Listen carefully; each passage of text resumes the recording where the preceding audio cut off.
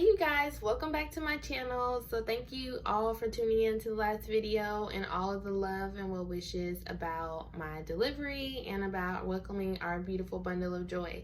So as you can see by the title of this video is going to be all about postpartum, after you deliver, once you get in your room, and once you get home, and recovery. Okay, so once you are in your room for 2 hours after you deliver at my hospital, they take you to your postpartum recovery room. So when I got in the room, the first thing that I wanted to do was obviously get the baby in her bassinet. The nurse weighed her, did everything, and I will put a picture here of they weighed her, put her under the heater, just made sure she was okay. And then I immediately wanted to take a shower. Now, mind you, I had been in labor at that point for 24 hours. And we had been at the hospital for 24 hours. And so I wanted to take a shower. All the fluids, all the delivery fluids, it was just so much that I wanted to shower. So they didn't say I couldn't shower, but I did not realize the amount of blood that I lost.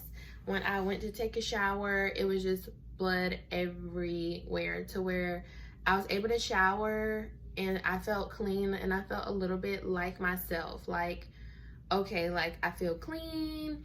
I just felt a little bit invigorated in my spirit and my skin, but I was just dripping blood everywhere. And it was very painful. Obviously I had stitches and my epidural was wearing off. So I'm trying to walk. My wife is with our daughter, making sure she's okay, but I managed. So when you push out a baby, I don't care if you have no bleeding, no stitches or tearing, you will bleed. So what they give you in the hospital is fully stocked, and these were amazing. So they give you these huge cottony type panties, and it has a little divider in the middle. They're some stretchy panties. They're amazing. So you have these. And they have these huge pads that are like a mattress, it feels like.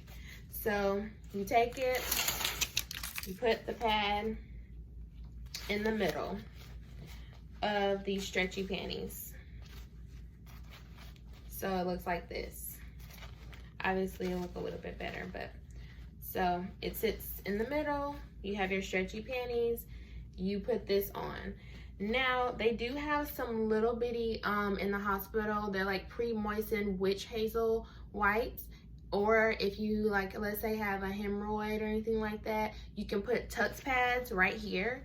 It's whatever choice you want. I did the Tux pads. I didn't have a hemorrhoid. And I still don't, but it's just a cooling sensation. And my nurse was like, yeah, they're awesome. You could switch off and do the witch hazel or the Tux. The Tux have medication in them. And so for me, I found that they were better and they had more of a cooling sensation to help down there. So you put the little pads on here. You put this on. Then that's not it, because I bled a lot. And my nurse said this is pretty common. Not only do you have this on, then you put your diaper on. So not only does your baby have on diapers, so do you. So I will put a picture of the brand of diapers and the pads, but these are, it's a cute, I guess they're kind of cute. They have a little design, I guess, so you try and feel feminine. That's the back, this is the front. And then this also has a built-in pad.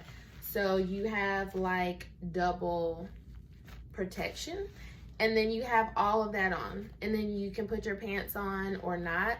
I will put a picture of what I wore. A lot of people said to bring a kind of a gown, because your nurse is still gonna come in and be pressing on your stomach to kind of release the blood, the clots and all that type of stuff. So it was just easier. And then also it was a button down one, as you'll see. So it was just easier for me to pull out my my boob and breastfeed. Another thing that they have in the stock. So these are a perineal cold tack. So instead of the pre-moistened witch hazel pads or the Tux pads, you can switch off with these.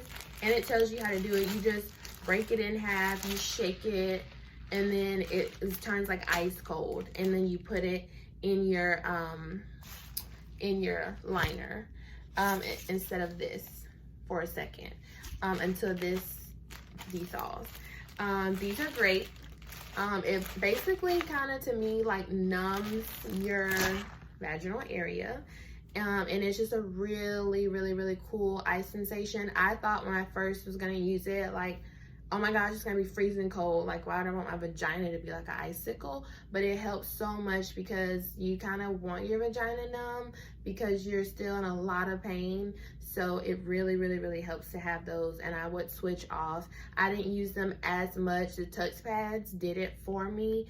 I don't know if it was because of the medication in them or the cooling sensation or whatever, but the Tux and the pre-moistened witch hazel pads were enough for me. And then also on top of that, before you even like close up your diaper or your first pad, I also would spray with Dermaplast. And then I would also spray, I got this at Bye Bye Baby. You can also get it on Amazon or their website, but this spray, it's a lot of a natural like herbs and ingredients and things like that. If you're not comfortable using the Dermaplast, for the natural mommies out there, that is a really good option. It didn't numb it or anything, and it doesn't have like a cooling sensation, but it definitely helps to kind of freshen you up, a nice smell, and then like all the natural ingredients in it to help your vagina heal. So that's all the stuff that you would use every time you go to the bathroom. And I went through those pads and diapers like crazy because, like I said, I lost so much blood. And so every time I went to the bathroom, I was having to change not only myself, but also I would change my daughter first and then change myself. And at some points, my wife had to help me because you have stitches, and so your vagina hurts, walking hurts. So my wife would have to make sure our daughter was good, and then she would make sure that I was good and help me change myself if need be. So the first night, everything was fine. She cried a little bit, and that was it. As far as postpartum, it was great. I got some sleep. We were okay. The second day, I was losing the same kind of amount of blood. I would say not as much, but I still lost quite a bit of blood. But the routine to get all this stuff on didn't take me as long. I felt a lot better. And so the second day was like the hardest. Like, she just cried and cried and cried and cried and cried. And our nurses all prepared us for it. They were like, second night is the worst night. Like, we're here if you need us. Like, it was pretty difficult, but it just was what it was. We didn't really get much sleep. I think we got like 2 hours of sleep, and that was it, but it was worth it. Postpartum was fine. My doctor came to check on me, also just to make sure I was okay. And then they came, it was really sweet. They got us a Nala birthday cake and like a birthday box package for her. It was super cute. And we didn't eat the hospital food just because it's not our taste. So we were ordering in from DoorDash and Waiter and things like that to get food. And that was really it. So once you go home, that's where all like everything just kind of like goes to shit, to be honest.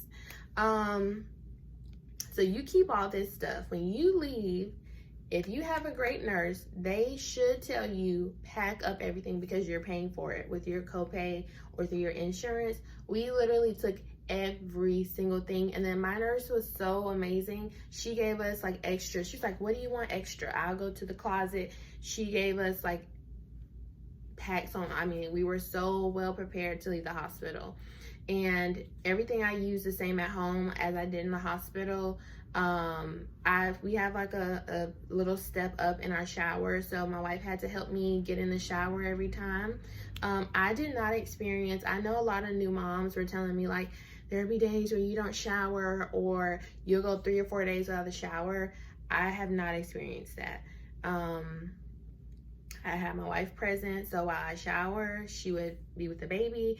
And even when she was at work for 24 hours, once I put our daughter down for the night, she sleeps really well through the night, I would go and shower.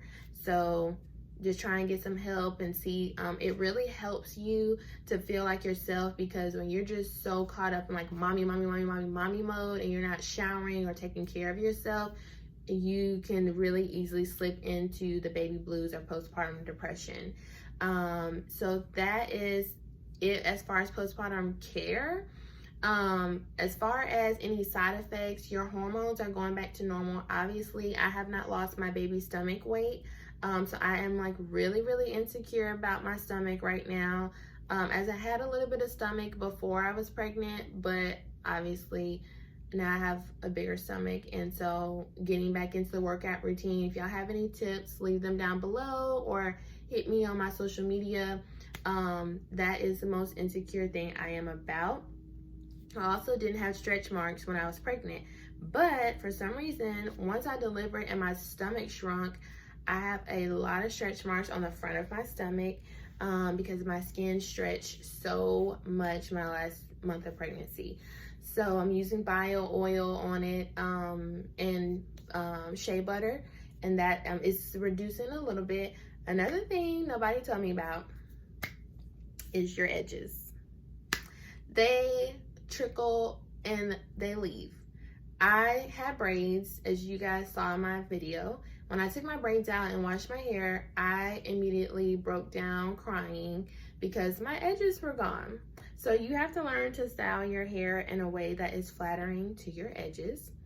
I have, and I'll post a picture of it, these drops, and they're really helping and coming back slowly. I put it on twice a day, once in the morning and once at night with a little toothbrush, and just kind of, put it in my hair, and it's really helping. But be prepared for that. So have something for hair loss, even like shedding. Once you wash your hair, clumps can come out because your hair has shed for 9 months. So that's another thing. And then second, that's the only products I've been using. I've still taken my prenatal vitamins, and then I'm also taking an iron pill that they gave me from the hospital. It's just to help combat anemia and to make sure my hormone levels kind of even out, because you guys, when they say postpartum depression, please take it seriously. It is such a real thing, because you're not used to your new body. I thought, okay, yeah, probably be like a week or two and then my body will go back to normal, but it does not. And then on top of that, your hormones are all over the place. You're trying to figure out your rhythm as a new mom. Then if you're married or you're with your partner, you're trying to balance being a new mom, being a good spouse or a great spouse, and making time for them or your partner. And then also if you have like animals or dogs or other kids, balancing that as well. Plus on top of that, managing your household, still taking care of bills, cleaning, and then you have a crying baby on top of that is quite a lot. So find people in your life or in your circle that, can help you. If you're a single parent or, something didn't work out with your partner, have somebody that you can call over and say, hey, I just need a little bit of a break. I just need to take a 10-minute shower, or I just need to go step outside and get a breath of fresh air. Do things to kind of make yourself up. Like I found for myself, one thing that makes me feel good is doing my makeup and just kind of doing a little bit of a beauty routine, or my skin. I'm trying to get my skin back clear because I had really great skin throughout my pregnancy. And then once I delivered, like my face broke out. So trying to get my skin back right and diving into that has been really great for me. And then if you have other things going on in your life that are difficult or traumatizing, it just adds on to it. So just have people in your life kind of be careful and watch for symptoms of that. I will do another video about introducing your baby to your animals or to your dogs, and I will go into further in detail, but our 11-year-old boxer lab mix passed away. So on top of dealing with postpartum, or what they call the baby blues, then dealing with that was quite a lot, and it was to the point I thought like Not that I'm going to kill myself or my spouse or my baby, never that. But just, it was a little bit hard to get out of the bed. You're just so overwhelmed, you know. So just really have a great spouse. Olivia has been amazing. So have just talk. Like it was times like where I couldn't, like I was walking like a turtle, like super slow throughout the house, or she had to help do the dishes, clean up, and like those are things that I normally do, but like I just couldn't stand for that long. So I would have the baby nursing or feeding, and she would be doing things around the house to help take care, make dinner. You know, there were just so many things that she wasn't used to doing that she had to take over for me. So have a great support system is the first thing. Take care of yourself is the second. And just breathe and know that everything is going to be okay. You're a great mom or dad, and you know, just breathe. It's difficult learning your baby as well, learning their cries. You know, you're trying to figure out, oh my God, they're crying, but they can't talk to me. What's wrong? Or am I using the right products on them? And you know, just trying to find another balance. I will do a video on the products we've used on her and what works for her and what doesn't. So that's just a whole another can of worms. But just know that everything is going to work out, and just take a deep breath. So I love you guys so much. Thank you guys for tuning in, and stay tuned for the next video.